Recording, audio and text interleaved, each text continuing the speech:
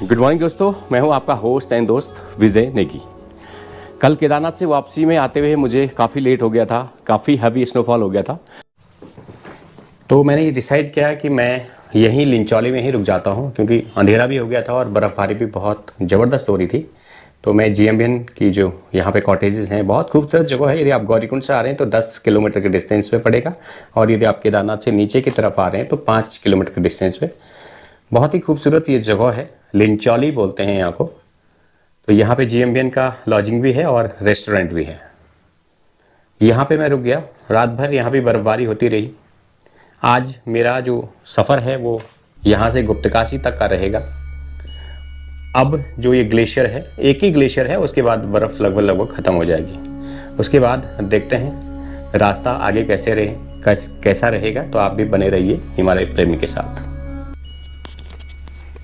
मुझे लगता है कि ये जो ग्लेशियर है, ये इस समय जो बाबा जी की डोली आएगी 24 अप्रैल को, और वो भी इन्हीं ग्लेशियरों के बीच से होकर गुजरेगी।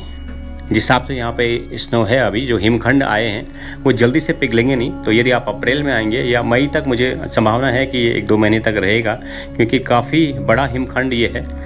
इसके बीच से निकलना भी एक अलग तरह की जो अनुभूति होती है वो होती है। तो ये आपका पहला ग्लेशियर रहेगा केदारनाथ यात्रा का। और इस समय अगर आप अप्रैल में सफ़र कर रहे हैं, अप्रैल में बाबा के धाम के दर्शनों के लिए आ रहे हैं, तो आई थिंक से आपको 2 या 3 ग्लेशियर, 3 जो हिमखंड है उनके बीच से आप भी गुजर के एक नया जो अनुभव है रास्ते का, वो आप ले सकते हैं।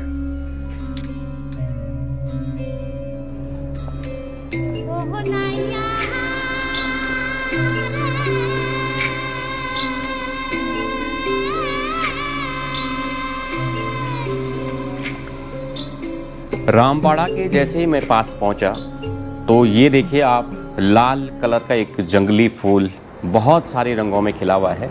इसको बुरांस नाम से जाना जाता है।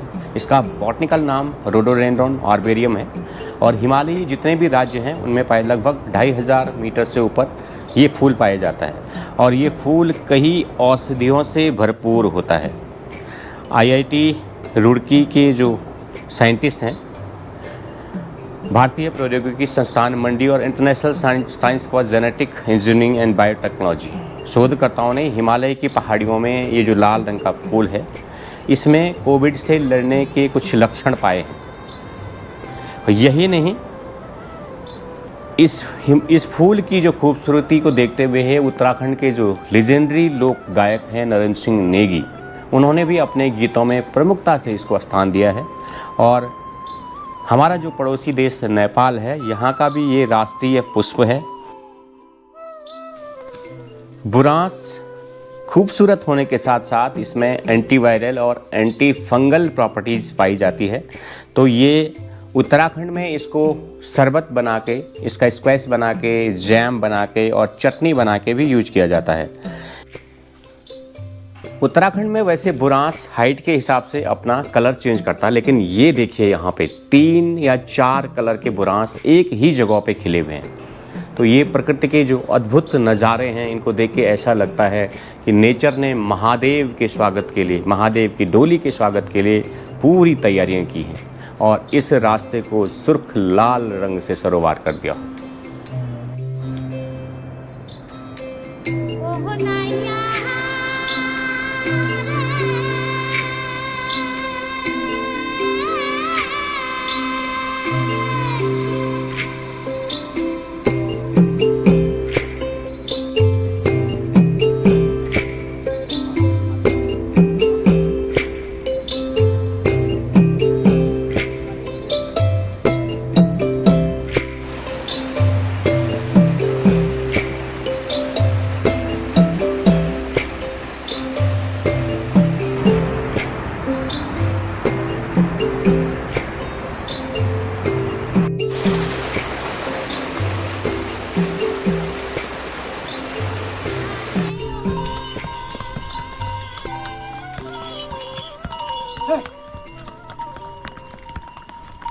आगामी जो चारधाम यात्रा है 2023 की, उसके लिए प्रशासन पूरी तरह से मुस्तैद है। रास्ते में जगह जगह पाइप पानी की व्यवस्था लगभग पूरी की जा चुकी है और कुछ जो पानी की पाइपलाइनें हैं, मज़दूर आप देख रहे हैं रास्ते में। और जहाँ भी इस समय वैसे टूट फूट कम हुई है, लेकिन जहाँ भी हुई है वहाँ पे भी काम चालू है। और जगह जगह पे जो जानवर हैं, घोड़े खच्चर हैं, उनको पानी पीने की पूरी व्यवस्था है। जो तीर्थ यात्री आएंगे उनके लिए भी पानी की पूरी व्यवस्थाएं हैं। जगह जगह शेल्टर हैं, जगह जगह दुकानें रहेंगी। तो रास्ते में जो आगामी जो चारधाम यात्रा है उसमें कोई भी परेशानी किसी भी पर्यटक को, किसी भी तीर्थ यात्री को किसी भी प्रकार की कोई परेशानी नहीं होगी। केदारनाथ यात्रा शुरू होने में चंद दिन बचे हुए हैं और ऐसे में आप सभी लोग तैयारी कर रहे होंगे इस समय केदारनाथ यात्रा की। लेकिन मेरी एक बहुत हम्बल रिक्वेस्ट है आप सभी लोगों से, ये जो घाटी है पूरी, यानी कि बाबा केदार का घर माना जाता है इसको। तो जब भी आप केदारनाथ आएँ, केदारनाथ मतलब महादेव का घर, तो महादेव के घर पे जब भी आप आएँ तो कुछ चीज़ों का ध्यान ज़रूर रखें। सबसे पहली जो चीज़ मेरी बिल्कुल हाथ जोड़ के सभी लोगों से विनती है, this is my humble request to you, please avoid single use plastic. Single use plastic use न करें आप। घर से जब भी निकलें सबसे पहले रेन कोट ले लें। प्लास्टिक का जो रेन कोट है, जैसे ही बारिश बंद होगी और यात्रा समाप्त होती है तो लोग रास्ते में फेंक देते हैं, वो जाके नदी में चले जाता है और नदी से कितना पॉल्यूशन होता है आप भली भांति जानते हैं। पूरी केदार घाटी में जगह जगह बोतलें, प्लास्टिक की बोतलें, रैपर, इन सब चीज़ों का ढेर लग जाता है। सबसे पहले घर से जहाँ से भी, जिस भी सिटी से आप आ रहे हैं, आप वहाँ से एक रेनकोट परचेज कर लें, बढ़िया सा रेनकोट परचेज कर लें। क्योंकि केदारनाथ में मान के चलिए कि 12-1 बजे के बाद बारिश होती है, चाहे वो मई जून हो, जुलाई अगस्त में तो ऑलरेडी होती है। जुलाई अगस्त में तो ऑफकोर्स वो मानसून का सीज़न है, तो उसमें तो बारिश होती है। रेनकोट साथ में रख लें। और अगर आप थोड़ा सा भी प्लास्टिक को लेके थोड़ा सा भी सावधानी बरतना चाहते हैं तो एक बॉटल ज़रूर ले लें। जैसे हमने ये बॉटल रखी हुई है, ये देखिए आप, मेरे बैग में ये बॉटल रखी रहती है। तो इससे जो प्लास्टिक की बोतलें हैं उनसे थोड़ा सा कचरा कम हो जाता है। रास्ते में उत्तराखंड जल संस्थान है, उसने जगह जगह पीने का पानी लगा रखा है। हाँ, अगर आप नहीं भी लेते हैं, अगर आपको लगता है कि पीने का पानी मैंने बिस्लेरी ही पीना है, तो आप दुकानदार से बॉटल लेके इसमें फिल कर सकते हैं और रास्ते में चलते हुए जा सकते हैं और बॉटल दुकानदार को दे सकते हैं। तो प्लीज़ सिंगल यूज प्लास्टिक और कचरे को थोड़ा सा आप ध्यान दीजिए। तो मेरी हम्बल रिक्वेस्ट ये है कि केदारनाथ यात्रा पे आप जब भी आएँ तो प्लास्टिक के रैपर, बोतलें ये इधर उधर न फेंकें। बाबा आपकी यात्रा तभी मंगलमय करेंगे जब ये पूरी घाटी स्वच्छ और सुंदर बनी रहेगी और हिमालय बचेगा। तो ये देखिए, पुनर्निर्माण के कार्यों में ट्रैक्टर भी जा रहा है, पैदल चले जाता है ट्रैक्टर भी। ये इस निर्माण कार्यों में लगे हुए हैं सारे लोग और पैदल रूट पे ट्रैक्टर भी चले जाता है। बाकी जो यात्रा की तैयारियां बहुत ज़ोर शोर से चल रही हैं। PWD के लगभग 1200 मजदूर लगे हुए हैं जो बर्फ़ हटाने में लगे हैं। घोड़े खच्चरों से लगातार सामान जा रहा है।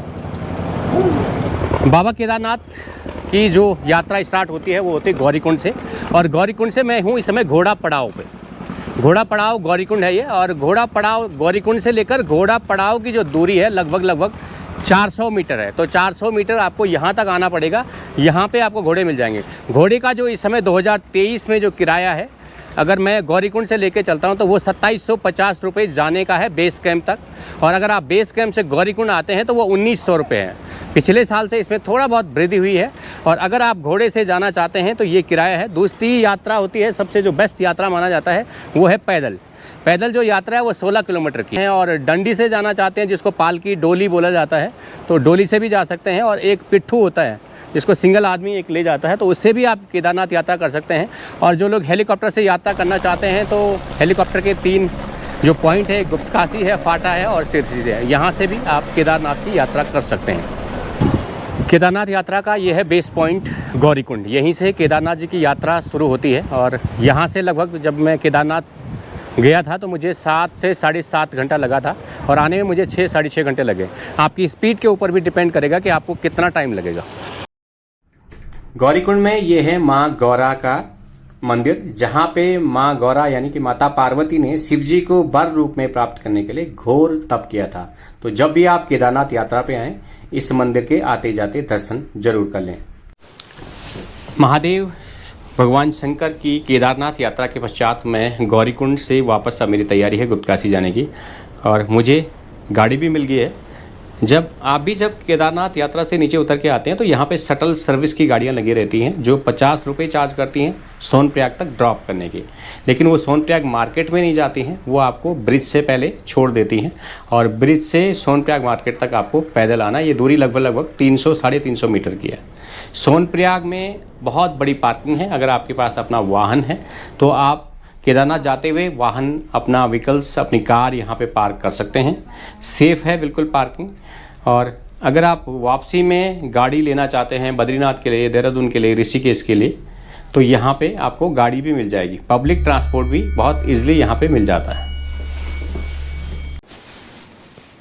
दोस्तों, देवों के देव महादेव भगवान शिव के 11वें ज्योतिर्लिंग हिमालय पे केदारनाथ का ये पूरा वीडियो आपने देखा, कैसा लगा कमेंट करके ज़रूर बताइए। हाँ, यदि चैनल पे आप नए हैं तो प्लीज़ सब्सक्राइब जरूर कर लीजिए ताकि केदारनाथ से जुड़ा हुआ हर अपडेट आप तक मिलता रहे। अब हिमालय की इस यायावर विजय नेगी को दीजिए इजाज़त। नमस्कार। हर हर महादेव। जय शिव शंभू।